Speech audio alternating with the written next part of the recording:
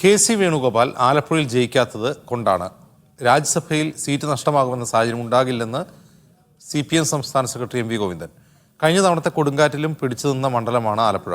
കോൺഗ്രസിന്റെയും BJPയുടെയും മുഖ്യ ശത്രു ഇടതുപക്ഷമാണെന്നും M.V. ഗോവിന്ദൻ ഡൽഹിയിൽ പറഞ്ഞു. കെ.സി. വേണുഗോപാലൻ ആലപ്പുഴയിൽ ജയിക്കാൻ പോകുന്നില്ല.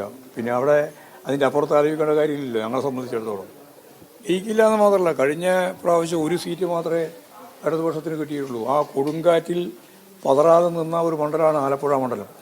തൊഴിലാളി വർഗ പ്രസ്ഥാനത്തിൻ്റെയും പുരോഗമന പ്രസ്ഥാനത്തിൻ്റെയും ഏറ്റവും ശക്തിയായ ഈ ഇന്ത്യയിലെ തന്നെ ഒരു പ്രധാനപ്പെട്ട കേന്ദ്രമാണ് ആലപ്പുഴ. ആ ആലപ്പുഴ നിയോജക മണ്ഡലത്തിൽ BJPയുടെ പിന്തുണ നേടിയാലും ഏതർത്ഥത്തിലായാലും നേടിയാലും അവിടെ ഇടതുപക്ഷ ജനാധിപത്യ മുന്നണി സ്ഥാനാർത്ഥിയെ ആരിഫിനെ തോൽപ്പിക്കാൻ കെ.സി. വേണുഗോപാലിനാവില്ല എന്നുള്ള ഉറച്ച വിശ്വാസക്കാരനാണ് ഞാൻ. കേരളത്തിലാണെങ്കിൽ